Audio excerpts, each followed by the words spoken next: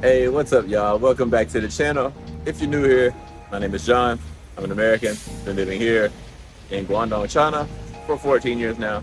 It's a little bit noisy outside. As you can see, I'm outside. Not a great day. It's all wet and nasty and rainy today. So I'm using my phone to film. I got the new camera, but people over there at DJI, they said don't use the camera in the rain. It's not waterproof. So here we are back on the phone. But anyway, I'm about to go to the coffee shop, and today I gotta actually go over to the bank too, and I'm gonna ride my e-bike today. So I'll take y'all for a ride and show y'all around a little bit. So let's go.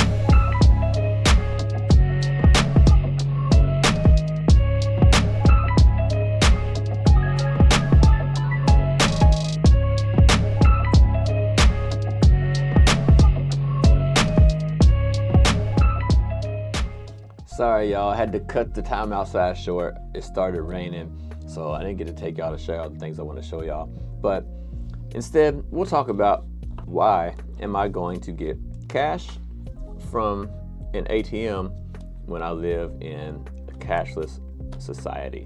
So unless you've been living under a rock, then you would know by now, China is pretty much a cashless society.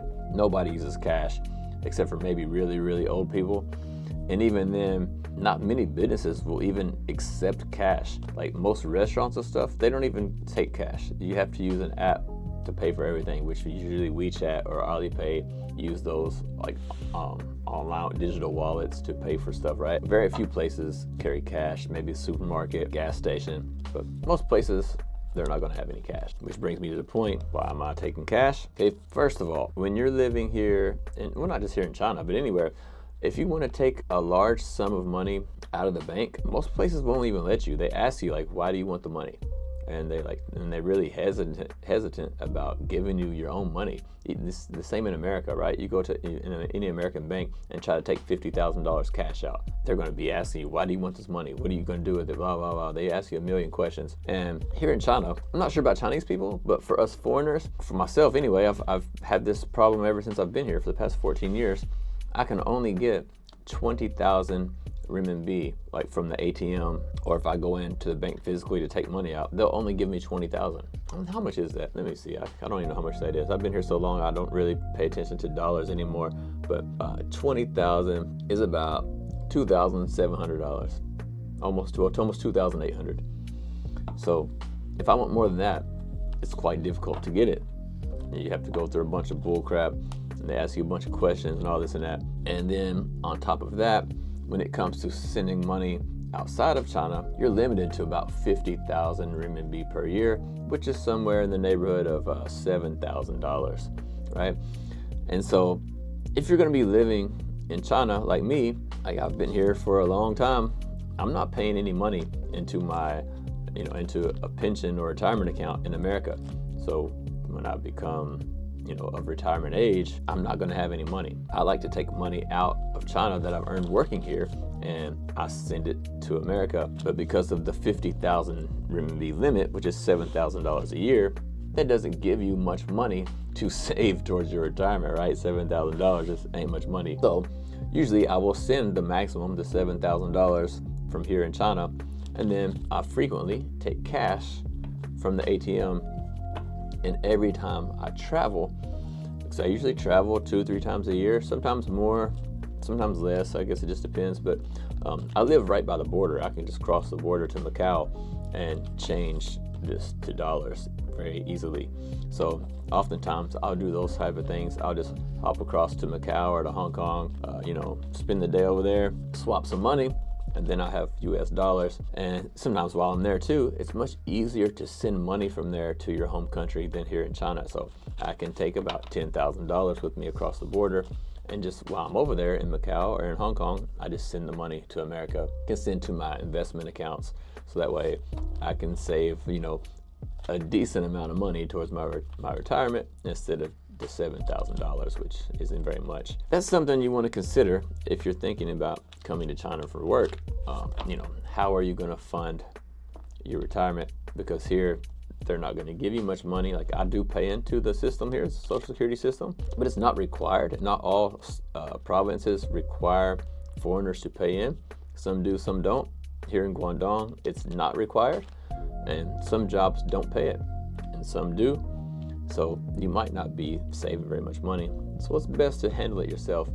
And a lot of times that requires getting old school cash and swapping it.